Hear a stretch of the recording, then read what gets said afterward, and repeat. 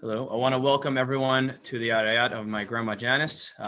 My name's Richie. I'm Charles' son, using his Zoom right now. We'll be hearing from another number of speakers, but before we get underway, I want to share a few words. My grandma Janice was an extremely kind and thoughtful person, the quintessential loving grandmother. It was such a treat to visit her house every Shabbat morning after shul, which we did for years and years. Me and my brothers would push her to tell us funny stories about our father and uncles when they were kids, reminiscing about the good old days when they didn't have central AC, lived on top of each other, and shared one bathroom on the second floor among 5 men. Give her kudos for that. She would always make sure we had something to munch on, make a whole batch of cookies, or buy a full bag of Reese's peanut butter cups each week, even though I was the only one that had them and I had one at a time. But it was a small little things that form strong bonds and relationships. And Grandma Janice always had those little things, and she made sure to make you feel really extremely special by doing so. And it gave her so much joy to see us smiling and happy, and she will be greatly missed. The first speaker I want to introduce is going to be my sister Janice, coming all the way from Israel, and she'll share a few words. Want me to sit so they could see, or I guess as Stephen says, I'm short. Oh wow, I really am short when you were sitting. Hold on. Okay, no, I'm just adjusting the screen. Okay. Hi, sorry. When I think about Grandma, the first thing that comes to mind is simply love. She was a person filled with so much love and had so many that loved her. I always picture her with a huge smile on her face, no matter what was going on. She always managed to put on a smile and say, well, you know, I don't want to complain, and try to make the best of any situation. I remember when she was going through her surgeries and treatment for cancer, she still always managed to smile. I have a very clear memory of us going to her house to visit her after the surgery. I must have been 7 or 8 at the time, so I didn't really understand what cancer was. But Mommy and Daddy told me that Grandma had something bad in her body and the doctors had to take it out so she'll get better. In order to heal, she had to do these stretches of her arm, climbing up and down the wall. And I remember laughing with her as me and my brother Billy did them as well. Looking back now, she must have been in a lot of pain, but she managed to make that moment a happy one for me to remember, and how we laughed and did exercise to help Grandma get better. Grandma's house was always so welcoming and filled with love. We would go every Shabbat after shul and sit and talk about the week. Even when it was not Shabbat, my friends and I would always find a reason to stop by and chat with Grandma. All my friends called her Grandma Janice. She really was everyone's grandma. She always had a story to tell you about every topic, and she also had a way of making you feel heard and listened to. I knew I could tell her anything, and she would listen with an open heart and no judgment. She always supported everything I wanted to do and always cheered me on. I remember not only would I go to her for advice and guidance, but my friends would as well.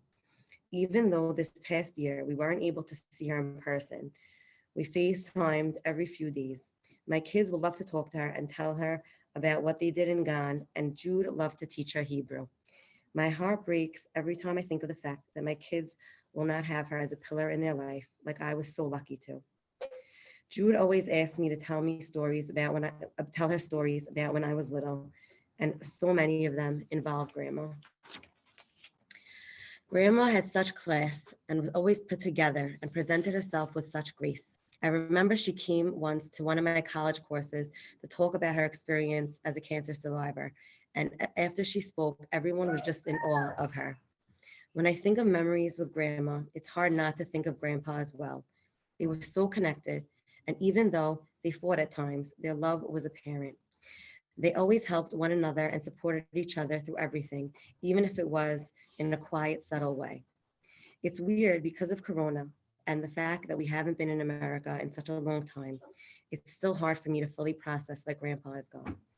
And now losing Grandma so suddenly, I really, and the fact that I'm even here in less than 24 hours is really something that I can't believe. I spoke to Amali a few weeks ago, Grandpa's sister, and she told me she was worried about Grandma. And I didn't understand why. Because even though we talk so often, she never complained or told me she wasn't feeling well. And she always just laughed and joked with the kids. And I couldn't even imagine that something was wrong. And even when she fell last week and mommy told me that you were in the hospital, I wasn't even worried. I thought, okay, she'll be home in a few days. And when I got the call, there was nothing to be done. Just less than a week ago, I couldn't believe it. And I just broke down. My smiling grandma, full of life, it just can't be. I can't believe we won't see you again and we won't be able to hug you again. I had to stop myself from calling you and sending you pictures of the kids so many times this past week. I don't know how this will get easier, but for your sake, I will try to smile and take the lessons I learned from you and model them. Always listen to others and treat others with love and respect. The world is sadly filled with so much negativity and judgment, and you were such a positive force. I am honored to carry your name, and I hope I can do it justice. I love you always.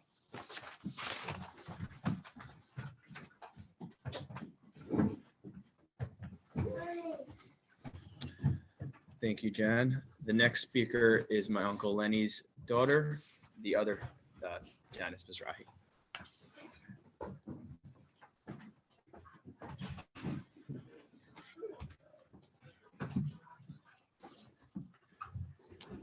Grandma Janice was the type of person who was always worried about everyone else rather than herself. When I was growing up and we would walk into Grandma Janice's house, her first question would be, "What could I get you?" She was always making sure we were well fed, even though I'm sure my parents exhausted all their efforts trying to get me to eat. My fondest memory of Grandma's house was sitting in the den watching old videos of ourselves. Uncle Danny used to record all family gatherings, which is great because now we're able to look at these videos and see all the happy times we had together. Walking to Grandma's house every Saturday was a routine that I'm really going to miss. We would go say hello, have some knishes and cucumbers, and catch up on our weeks. It was natural. She always made us feel at home. When her 80th birthday rolled around in June, our family was deciding how to celebrate it. As Grandma always said, "I don't want to party. Don't worry about me." She was always so humble and never wanted anyone to worry about her. We decided to have a party in her backyard with some food, desserts, and a game of Kahoot. Even though Grandma did not know how to play at the beginning, she sure caught on quickly. She had a great time and in the end was so happy. Throughout the years, I was always so excited to go to Grandma Janice's house just to hear a new story. Grandma was always able to make a connection from one of her stories to the topic we were talking about. This really amazed me. How could someone know about all these different stories? I really thought she was making them up. Grandma always knew how to put a smile on everyone's face. She never had a cold bone in her body. Whether it was meeting her in Dunkin' Donuts, Weight Watchers, or ShopRite every Wednesday, you could stop and talk to her for hours. She would make you feel like you were $1,000,000. That was something I loved about Grandma. She made everyone feel like they're important and never belittled anyone. Grandma Janice was considered a grandma to everyone she knew, whether it was on Instagram with her name as Grandma Janice, or even my friends would call her Grandma. She cared for everyone as if they were her grandchildren, which showed what kind of person she was. She had a heart for everyone, and she made sure everyone felt that. When I got married, I never really thought twice about marrying a Mizrahi. Yeah, it was cool. I didn't have to change my name. But that's what's exciting about getting married. When I got engaged, Grandma told me that she was so happy I was marrying Joe. When I asked her why she was so happy, she said, "Because now I will keep the name Janice Mizrahi forever."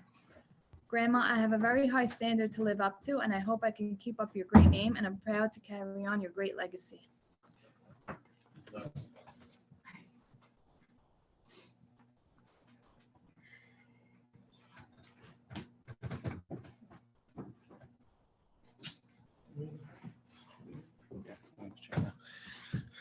Thanks, Jan, for those amazing words. Let me see if our next speaker is in the Zoom chat.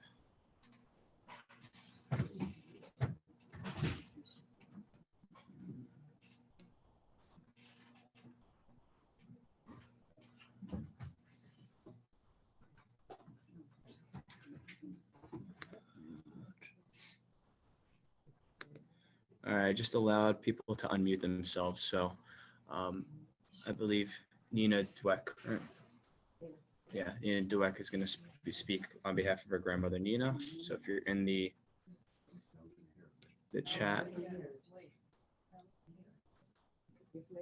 Yeah, blast it up. Nina, are you in the chat? Could you unmute yourself?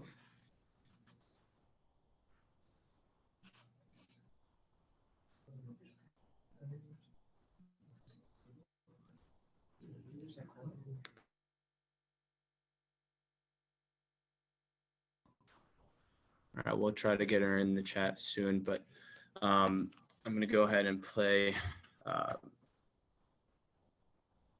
cousin Sharon's video that she pre-recorded. It's my grandma Janice's niece. So let me cue that up.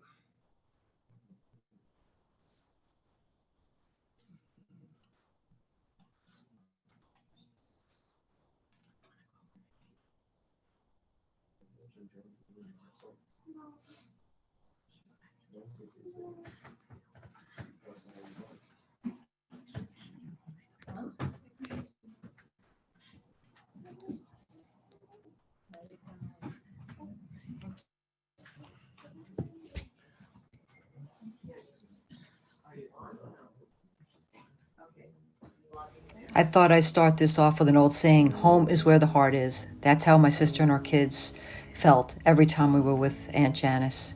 After hearing Charles and Janice speak very eloquently and every aspect of Aunt Janice's life, it's clear to see that's how everyone felt about you, Aunt Janice.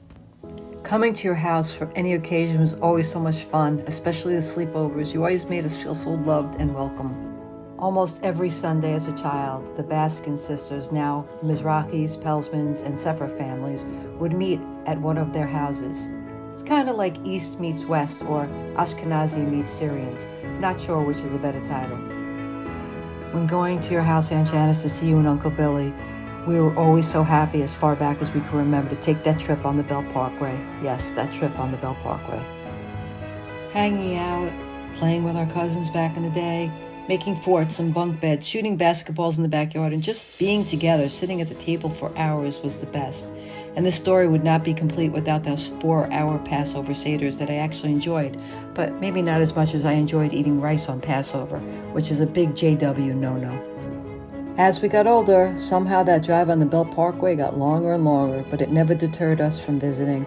Some would say your cooking made it worth the trip, and boy did it, but the biggest rush was still the excitement of seeing all you guys and all of us being together.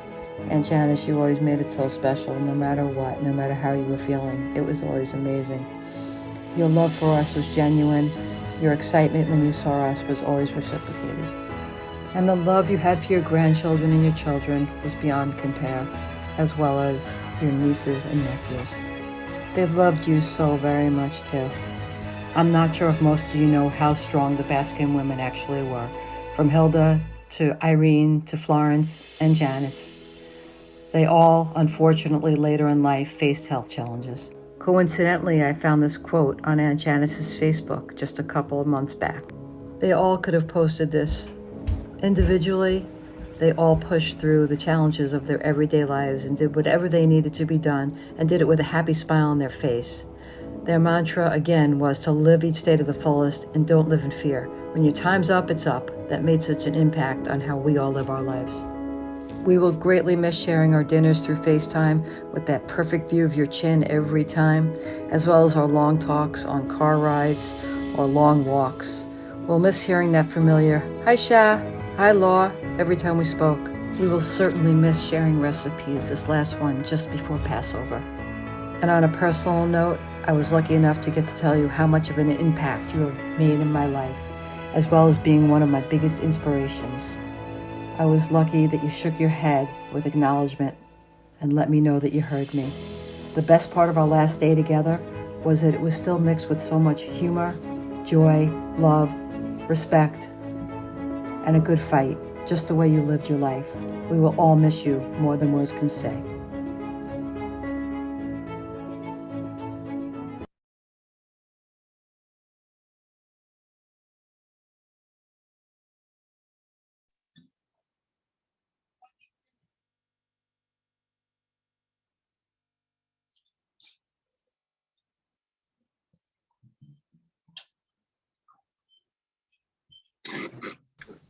Thank you for preparing that video, Sharon. It was amazing. Let me get Nina. All right, perfect. Let's see. Unmute her. Nina, you should be able to unmute yourself, I believe. Yep, Hi. there you go. You hear me? Okay, Grandma, can you say something? Okay, so this is on behalf of my grandma Nina. She wrote it and she just wants me to repeat it. So this is from Grandma. The saying a good friend is hard to find is true. A friend is defined as someone that you have full faith in. Our friendship spans over 60 plus years. Our children grew up together, and as the years went by, we celebrated bar mitzvahs, weddings, brises, and many more happy occasions together. Quite often, Janice would speak of her Rolodex of doctors, and I would try steering the conversation elsewhere. Anywhere. Talk about that tree that bothered you so much. How about the grandchildren? Anything but doctors. At times, Okay, it's enough. It's enough. at times we had Yeah, coffee please. or had lunch in and out of the right places, It's enough. It's enough. Okay. but only if Don't she set was it up, please. early enough to prepare Don't dinner. set it up. Don't go. That's it. Stop. She was Hold on, let looking me forward- unmute that. Okay. Go ahead. At times we had coffee or have lunch in out of the way places just to get out of town, but only if she was home early enough to prepare dinner for Danny. She was so looking forward to having her grandson Billy, Katie, and the baby move into their new home across the street from Grandma Janice. Janice's bond with her family was to be admired. Janice cherishes all her nieces and nephews from all sides of the family. Her loving devotion to her husband Billy, alav shalom, was unparalleled. I will miss you every day for the rest of my life. Rest in peace. In time, we'll have another glass of wine together. Love, Nina.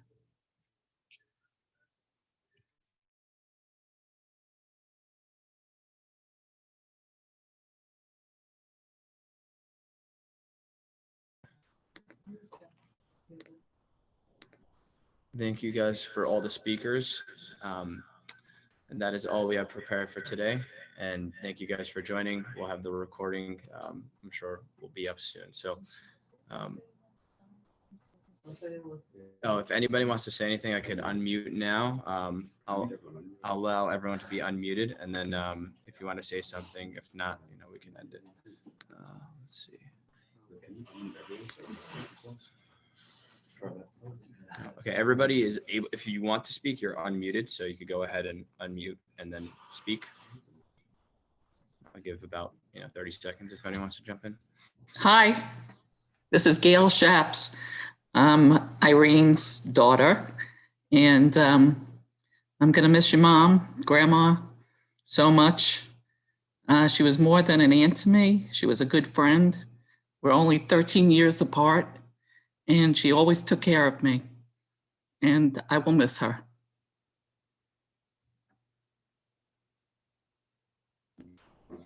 Thank you.